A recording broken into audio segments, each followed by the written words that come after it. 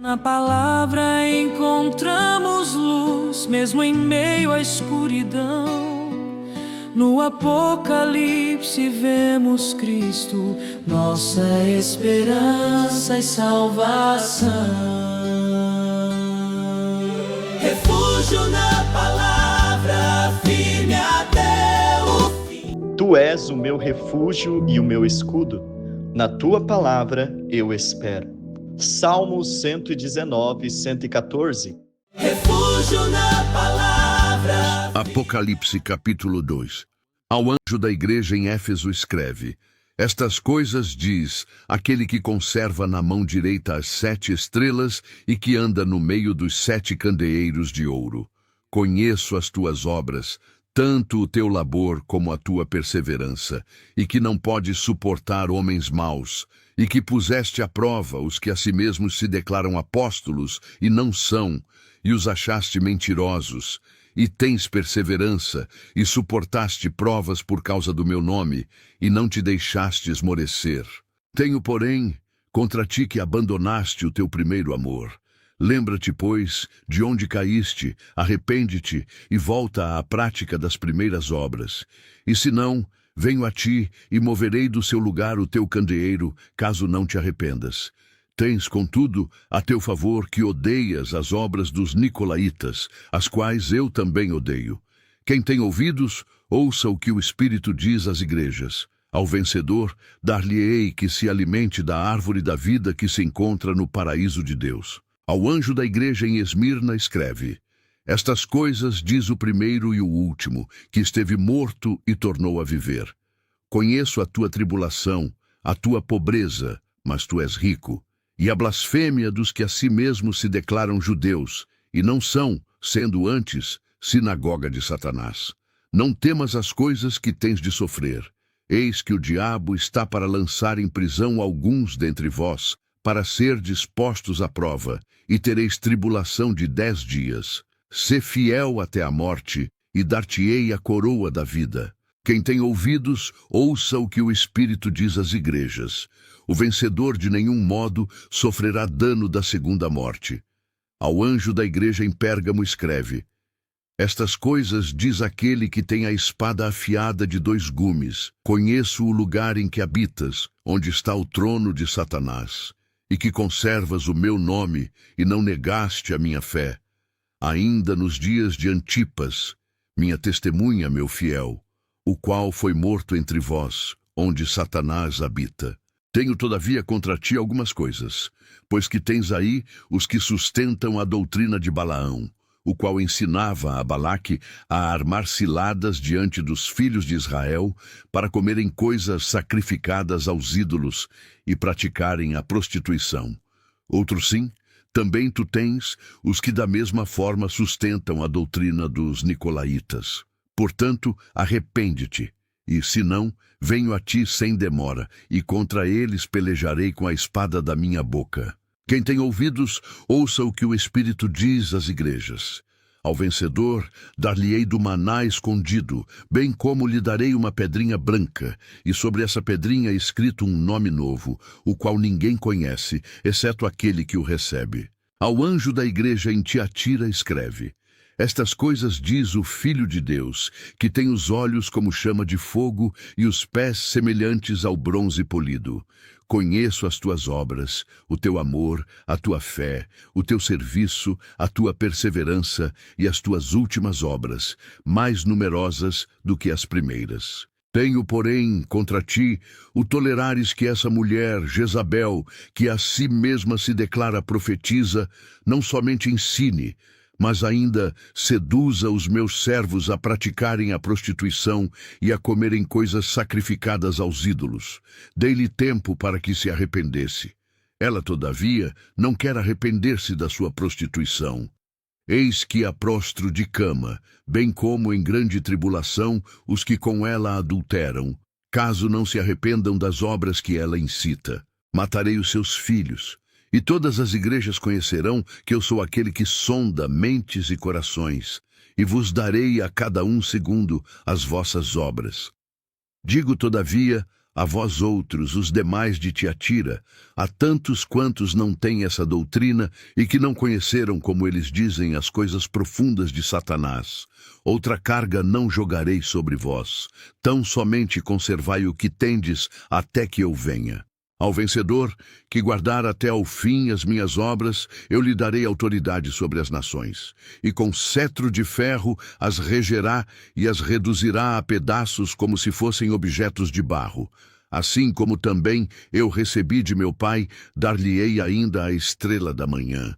Quem tem ouvidos, ouça o que o Espírito diz às igrejas. Olá, amigo, que bom estarmos aqui para mais um estudo do Apocalipse, hoje o capítulo 2. Apocalipse 2, ele apresenta as mensagens de Jesus às 4 primeiras igrejas. Na interpretação historicista, elas representam um período sucessivo da história do cristianismo, revelando vitórias, revelando desafios, revelando desvios e também a fidelidade de Deus para com o seu povo. A primeira igreja é a igreja de Éfeso, vai dos versículos 1 até o 7, período histórico. O ano 31 até o ano 100, a era apostólica, a igreja apostólica, onde Cristo estava no comando. As características: é uma igreja trabalhadora e perseverante, defensora da verdade contra os falsos ensinos, rejeitou os falsos mestres e os nicolaítas, porém ela perdeu o primeiro amor e o fervor espiritual. E aí vem a advertência: lembrar-se de onde caiu, arrepender-se e voltar a praticar as primeiras obras. E é uma promessa: comer da árvore da vida no paraíso de Deus. E a lição espiritual que tiramos aqui é que a verdade deve estar unida ao amor por Cristo. A segunda igreja é a igreja de Esmirna, vai dos versos 8 ao 11. Período histórico: é a igreja perseguida do ano 100 até o ano 313 depois de Cristo. As características dela é que sofreu intensa perseguição do Império Romano.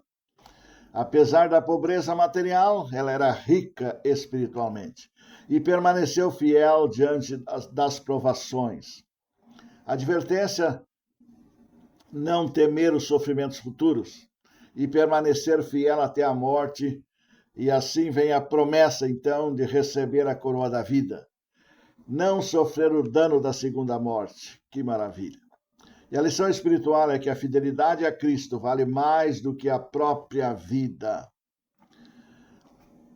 Terceira igreja, a igreja de Pérgamo, dos versos 12 até o 17. Período histórico: é a igreja da união com o Estado, de 313 a 538 depois de Cristo. Característica dessa igreja: o cristianismo recebeu apoio imperial. Houve mistura entre a fé cristã e as práticas pagãs. E surgiram compromissos com o mundo, infelizmente. Aí a igreja cristã começou a sofrer esta invasão do paganismo dentro da igreja. Problemas: doutrinas de Balaão. Balaão, aquele falso profeta lá do passado, que a mula falou, enxergou o que ele não havia visto, o anjo na frente. Concessões espirituais foram feitas, infelizmente.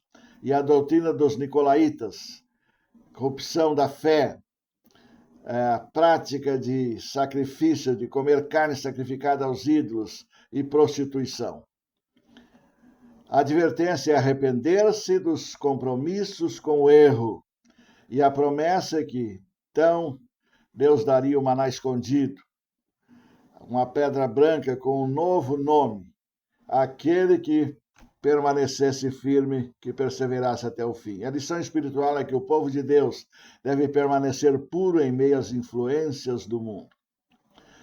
E a quarta igreja é a igreja de Tiatira, dos versos 18 a 29.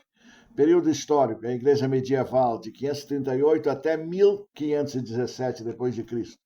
Característica dessa igreja: crescimento em obras, serviço e perseverança. Período marcado pela supremacia religiosa medieval, Idade Média, período escuro. Os problemas, então, simbolizados por Jezabel, representando a apostasia e falsas doutrinas. Jezabel é aquela mulher, esposa de Acabe, rei de Israel, que pegou parte da doutrina de seu esposo, a doutrina verdadeira, melhor, a doutrina de Israel, a doutrina de Deus, e misturou com as doutrinas de seu pai pagão, que era sacerdote pagão. E aí ela fez aquela confusão religiosa, trazendo aqueles profetas de Baal. Enfim, nós conhecemos essa história. Houve perseguição aos fiéis que permaneceram leais à palavra de Deus. E a advertência é chamado ao arrependimento, juízo sobre os que persistem no erro. Deus iria trazer juízo sobre aqueles que persistissem no erro. E a promessa aos fiéis, autoridade sobre as nações, e receberiam a estrela da manhã, que é Jesus Cristo. Que benção! E a lição espiritual é: mesmo em tempos de grande apostasia, Deus preserva um remanescente fiel. A aplicação para hoje é que Cristo conhece profundamente sua igreja. Ele elogia a fidelidade, mas também corrige os erros. Cada mensagem contém um chamado ao arrependimento e à perseverança. E as promessas aos vencedores apontam para a vida eterna e a comunhão definitiva com Jesus. E o verso-chave desse capítulo é: quem tem ouvidos, ouça o que o Espírito diz às igrejas. Bênção, grande bênção. Que Deus abençoe, meu querido, a você, que Deus abençoe a sua família, que Deus abençoe a sua mesa, não permitindo que nada falte ali, porque Deus quer fazer isso para os seus filhos. E aqueles que vêm pedindo as nossas orações, têm deixado aqui os seus pedidos de oração, vamos orar nesse momento. Grande e poderoso Pai, Criador dos céus e da terra, nesta manhã tuas misericórdias se renovaram, e por isso nós nos aproximamos de ti e o fazemos nos méritos do Salvador Jesus Cristo. Olhe por cada um de nós. Abençoe, Senhor, e ajude a pessoa que está pedindo oração nesse momento. Tu sabes como ela está precisando, Senhor. Portanto, que em Cristo Jesus todos os anseios e necessidades dela sejam cumpridos segundo tua santa vontade, em nome de Jesus. Amém.